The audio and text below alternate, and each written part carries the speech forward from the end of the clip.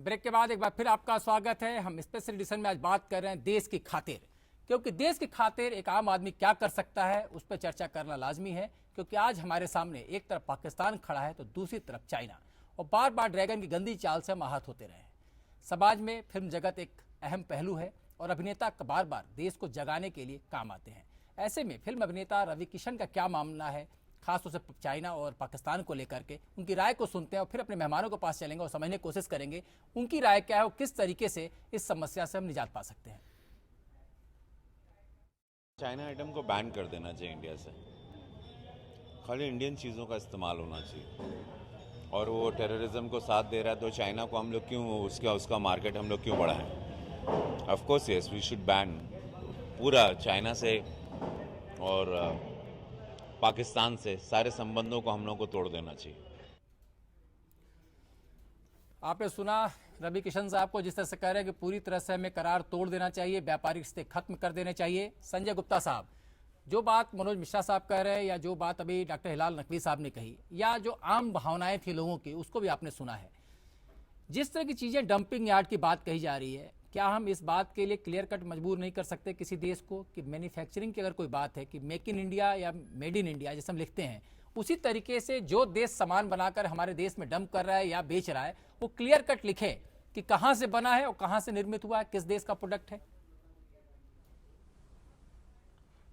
देखिए, ये एक बहुत गहरा विषय है और अभी हम कई देशों के साथ एक साथ मोर्चा नहीं खोल सकते और ना ही वो खोलना चाहिए जी। ये एक विषय चाइना को लेकर के चल रहा है। इस विषय पे हम लोग ये चाहेंगे, ये होना चाहिए कि हम भारत में जो भारतवासी हैं, जो देश को प्रेम करते हैं, वो अपने स्तर पर अगर 130 करोड़ लोग इस बात की चिंता कर लें कि हमें चाइना के उत्पाद नहीं खरीदने हैं, तो सरकार को बहुत विशेष प्रयत्न नहीं करने पड़ेंगे, अपने आप से वो चीज़ें हो जाएंगी।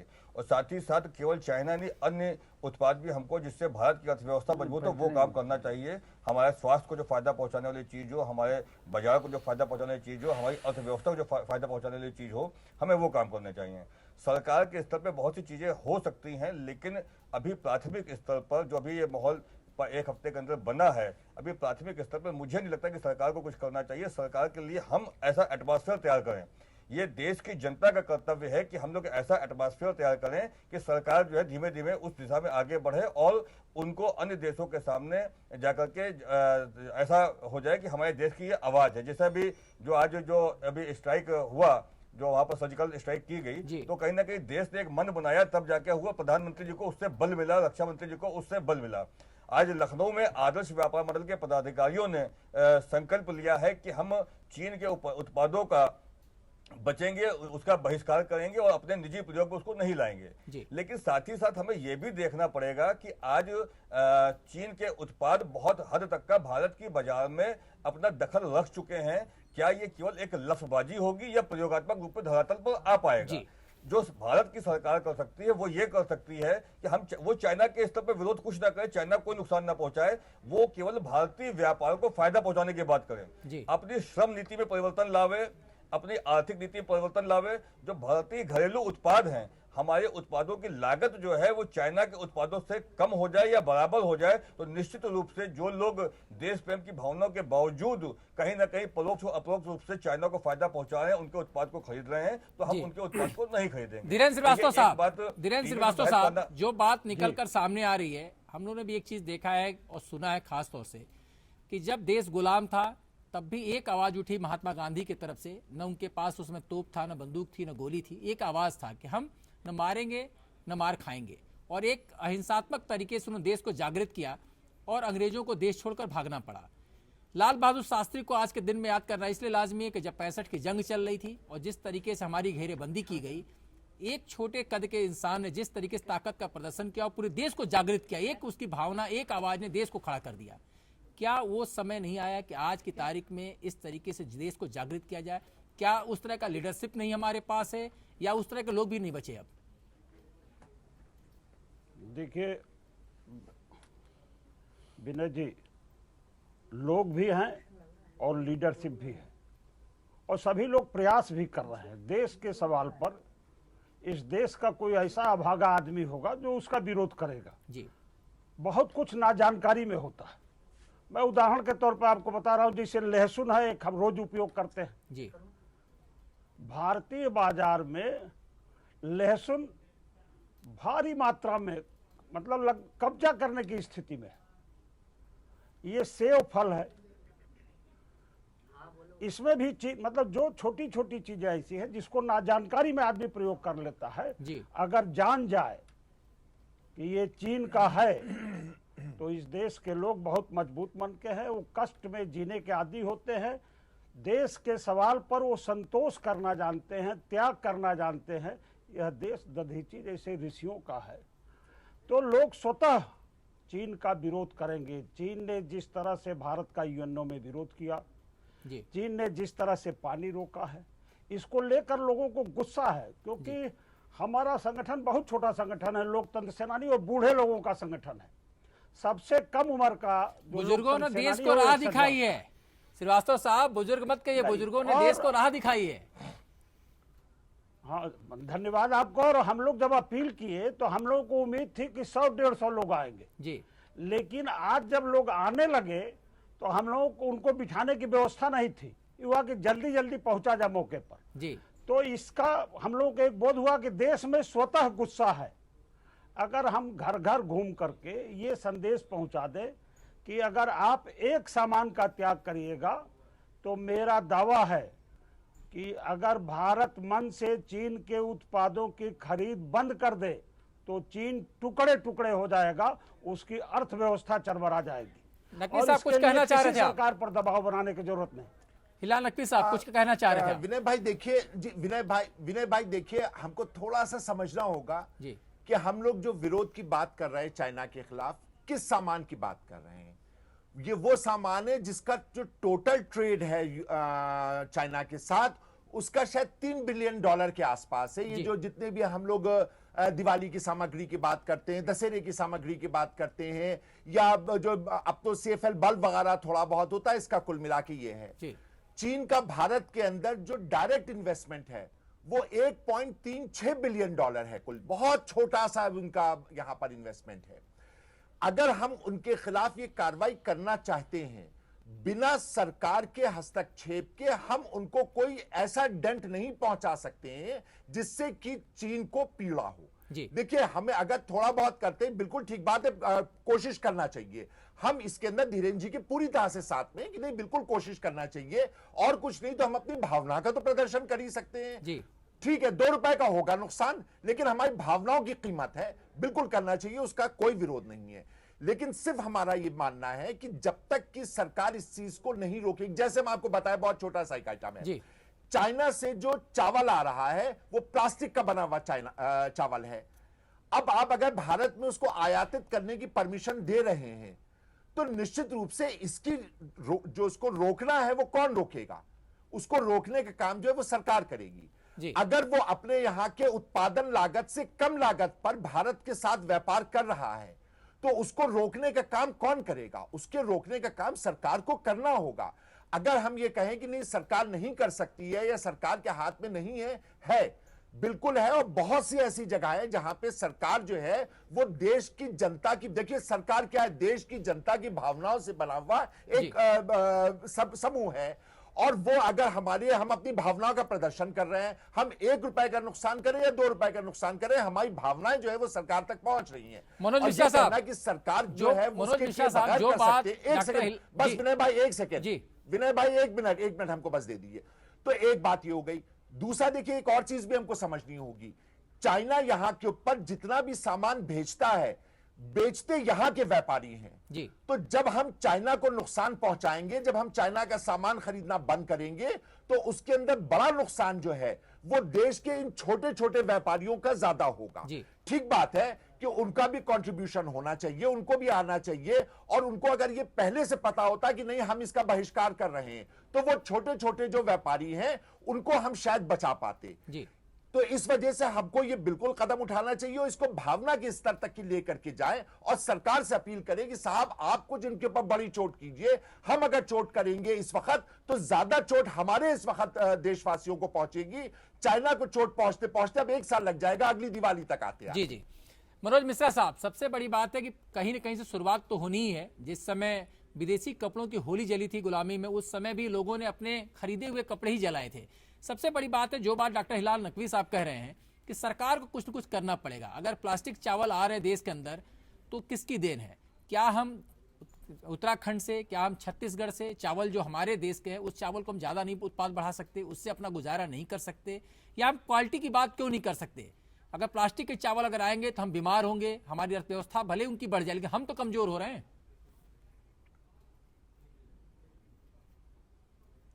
देखिए विनय भाई, ये सारा जो शब्द है वो स्वदेशी में निहित है, और स्वदेशी अगर जो समझौते हुए हैं तो ये तो है नहीं कि ये 2-2.5 साल में समझौते हो गए होंगे। ये समझौते भी पुराने हैं, इसके पहले 10 साल की 20 साल की पृष्ठभूमि है। तो ये नहीं कि कोई एक सरकार को दोषी ठहराया जा सके।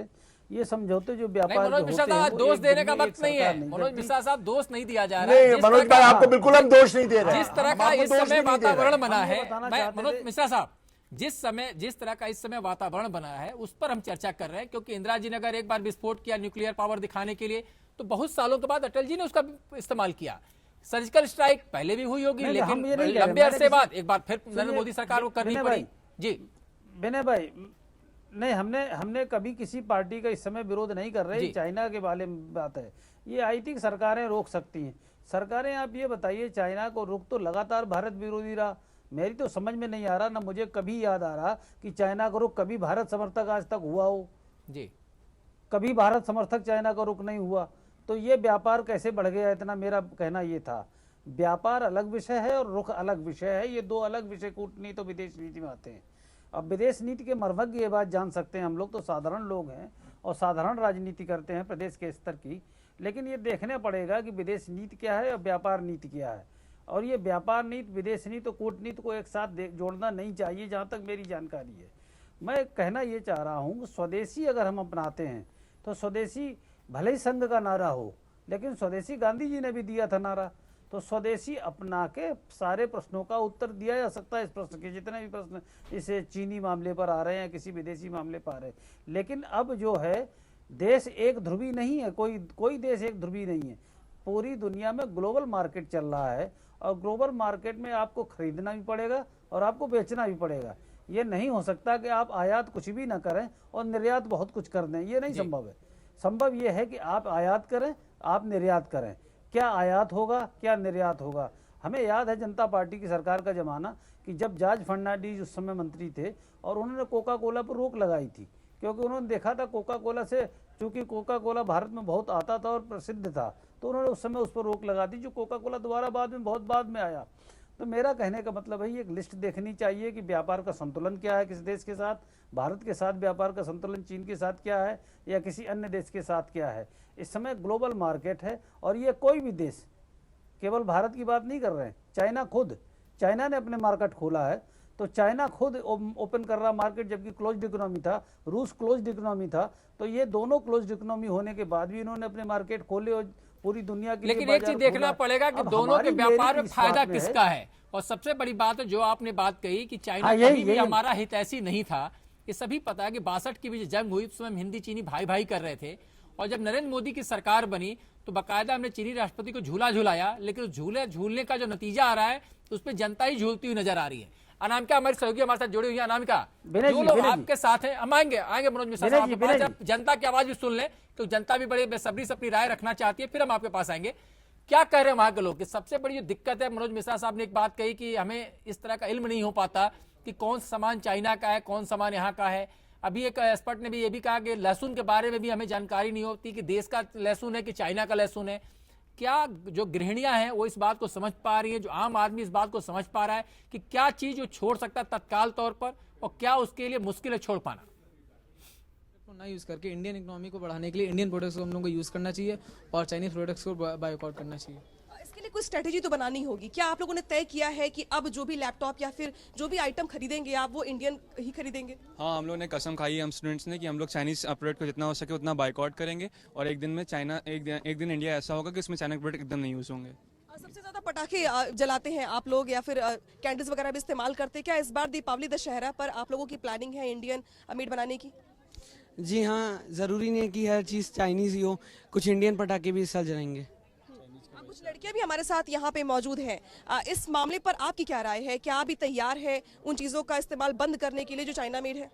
जी बिल्कुल, हम लोग एकदम तैयार हैं चाइना प्रोडक्ट्स को बॉयकॉट करने के लिए। इसके साथ साथ कुछ नौजवानों के साथ साथ कुछ बुजुर्ग लोग भी हमारे साथ मौजूद हैं। सर, हर बार चाइना हमें आंखें तो दिखाता है, लेकिन इस बार इंडियन को भी तय करना होगा कि हम कैसे उनको आंख दिखा सकते हैं, उनकी कमर तोड़ सकते हैं। चाइना ने जिस प्रकार से एक आतंकवादी के पक्ष में अपने वीटो पावर का दुरुपयोग किया है, उसे देखते हुए निश्चित रूप से प्रत्येक भारतवासी को चाइना के निर्मित प्रोडक्ट्स का बहिष्कार करना चाहिए, एकदम नहीं खरीदना चाहिए और इस पर बैन भी लगाना चाहिए सरकार को। बैन लगाना चाहिए। आपके लेवल पर, क्या आम जनता के लेवल पर कुछ ऐसा हो सकता है जो लोगों में जागृति हो और इसका विरोध शुरू हो जाए?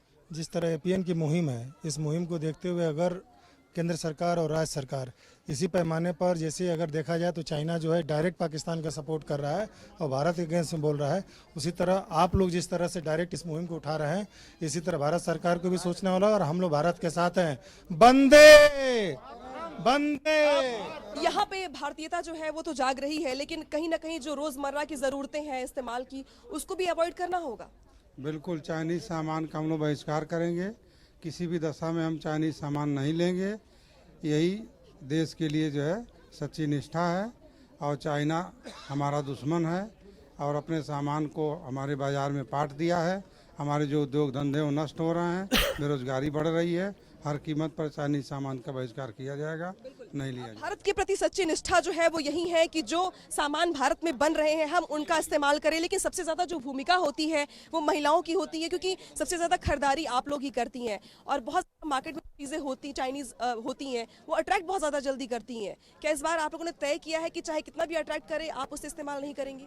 बिल्कुल बिल्कुल, हम भारत सरकार से अनुरोध करेंगे कि चाइनीज सामान जो होता है वो सस्ता होता है, तो वो उसके आयात पे टैक्स और ज़्यादा बढ़ा दे तो महंगी हो जाएंगी, जिससे हम लोग उसका प्रयोग कम करेंगे, क्योंकि वो सस्ता होता है तो सब लोग अट्रैक्ट होते हैं। और भारतीय होने के नाते हम लोग का ये पूरा कर्तव्य बनता है कि हम लोग चाइना सामान का विरोध करें, क्योंकि वो हमारे भारत का विरोध कर रहा है।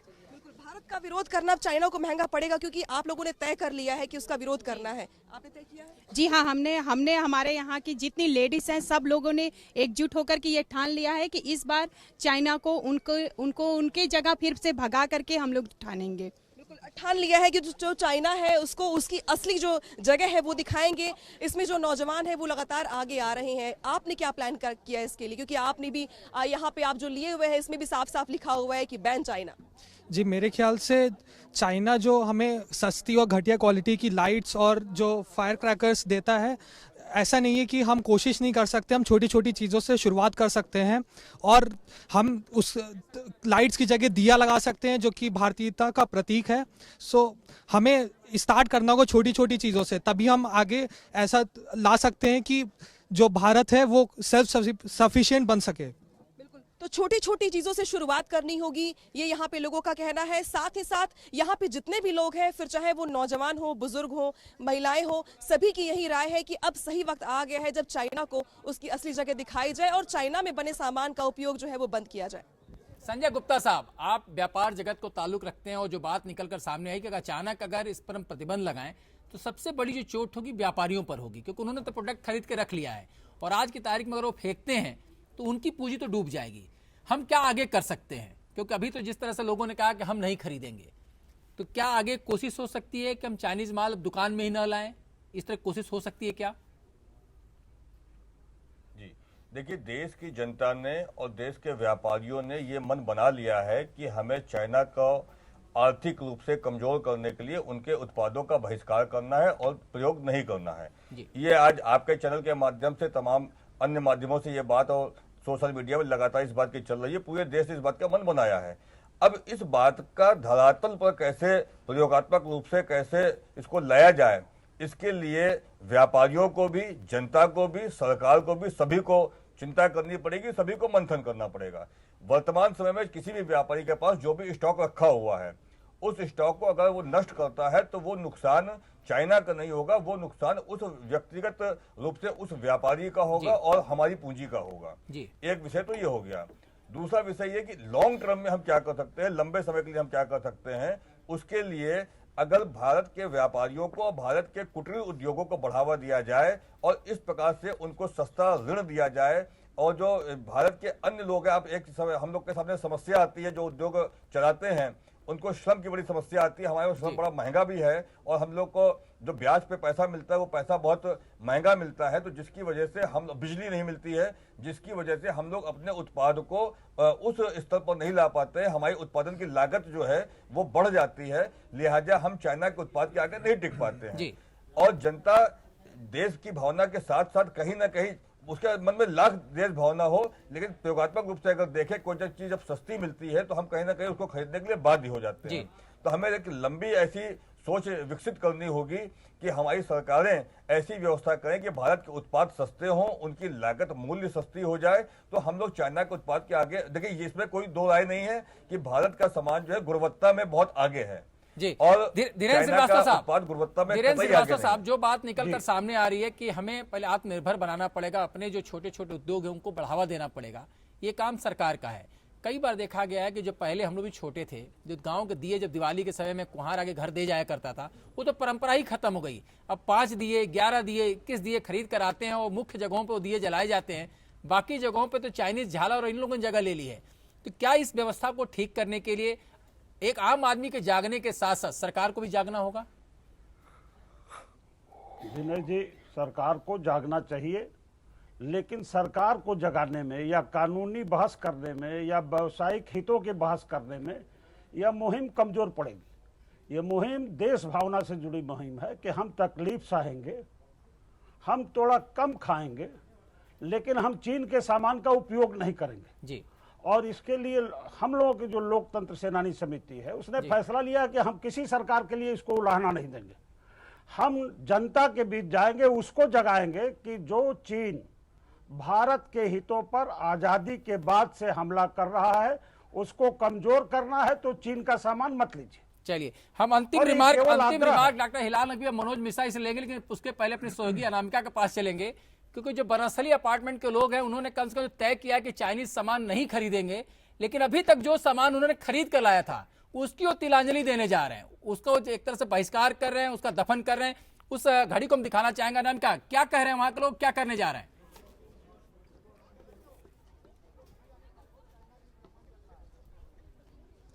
देखिए विनय जी, अगर बात करें यहाँ के माहौल की, तो जिस तरह से चाइनीज उत्पाद को लेकर के जो मुहिम हम चला रहे हैं उसका जो असर है वो भी दिख रहा है, क्योंकि जिस तरह से लोगों की ये मांग थी और ये बात वो लगातार कह रहे थे कि वो ये चाहते हैं कि जो चाइनीज आइटम है वो उसका इस्तेमाल बंद करें, लेकिन जो चीज घर में आ चुकी है उसको भी जला करके यहाँ पे चाइना के विरोध का जो प्रारूप है, जो असली रूप है, वो भी आप देख सकते हैं कि कैसे उनके हाथ में एक्सटेंशन बोर्ड है, वायर्स है, पुरानी चीजें हैं। इसके अलावा जो घर में जो इस्तेमाल की चीजें भी हैं वो अगर चाइना मेड है, फिर चाहे वो झालर ही क्यों ना हो, चाहे वो दिवाली में इस्तेमाल करने वाली चीज ही क्यों ना हो, वो सबको यहाँ पे जलाया जा रहा है। और एक इस दहन के साथ ही साथ ये प्रण भी लिया जा रहा है कि अब वो जो है चाइना का कोई भी आइटम घर में नहीं लाएंगे।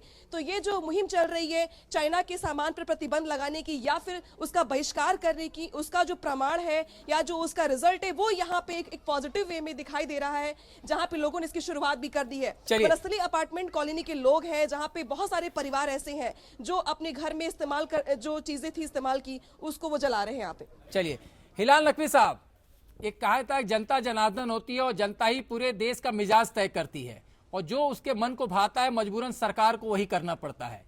क्या माना जाए कि धीरे धीरे जो बातें, जो चर्चा आज उठी है, जैसे व्यापार मंडल ने खुद तय किया कि वो चीनी उत्पाद का बहिष्कार करेगी या उसका इस्तेमाल कम से कम कैसे किया जाए उस दिशा में आगे बढ़ेगी, ये दबाव कहीं ना कहीं सरकार पर भी हावी होगा?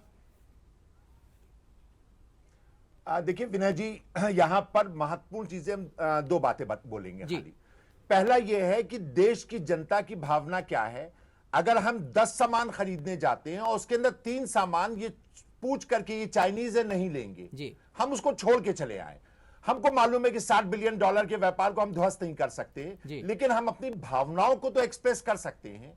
हम 3 चीजों को भी छोड़ करके आते हैं तो वो हमारी भावना जो है वो सरकार तक जाएगी और सरकार को ताकत देगी कि जो चाइना के खिलाफ केसेस चल रहे हैं वो उसको खोले और चाइना से लड़े।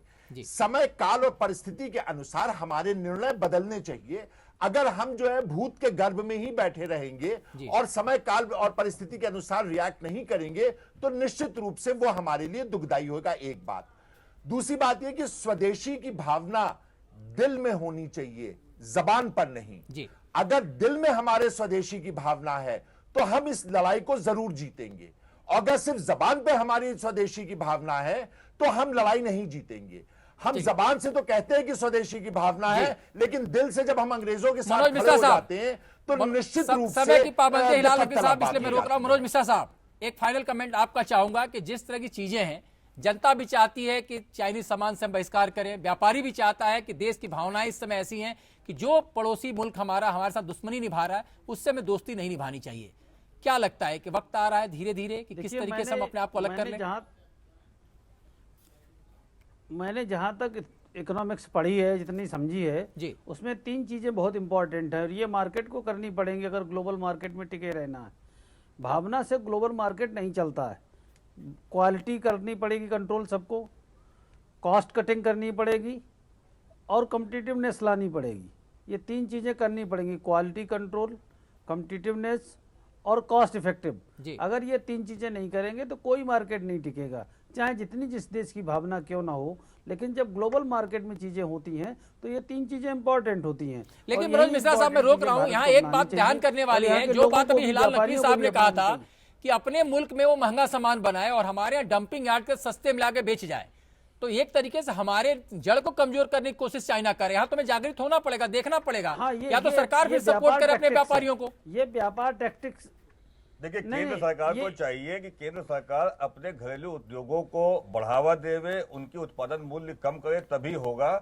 देश की जनता ने, देश के व्यापारियों ने, देश के नागरिकों ने यह मन बना लिया है कि हमें चीनी सामान का, चीनी उत्पादों का बहिष्कार करना है। स्वदेशी एक विषय है और चाइना दूसरा विषय। स्वदेशी में तो केवल चलिए सभी मेहमानों से मैं क्षमा चाहूंगा कि समय की पाबंदी थी, इतना ही समय था हमारे पास इस विषय पर चर्चा करने के लिए, लेकिन ये विषय काफी बड़ा है और हम बार बार इस चर्चा पर लौटेंगे जब जब हमें समझ में आएगा और आप लोग की चाहत होगी। इस चर्चा पर लौटेंगे और कम से कम एक आम आदमी, आम भारतीय को ये बताने की कोशिश करेंगे कि अब उनकी भी जिम्मेदारी है कि किस तरीके से वो पड़ोसी जो मुल्क है जो हमारे साथ दुश्मनी निभा रहा है उसको कैसे बहिष्कार करें, कैसे उसे कमजोर करें। तो आप सभी खास मेहमानों का इस चर्चा में शामिल होने के लिए बहुत बहुत शुक्रिया, धन्यवाद। हम इस चर्चा को फिर आगे कभी और लेकर जाएंगे और समझने की कोशिश करेंगे कि कैसे हम और इस कदम को आगे बढ़ा सकते हैं। तब तक के लिए स्पेशल एडिशन में इतना ही, हमें दी इजाजत, धन्यवाद।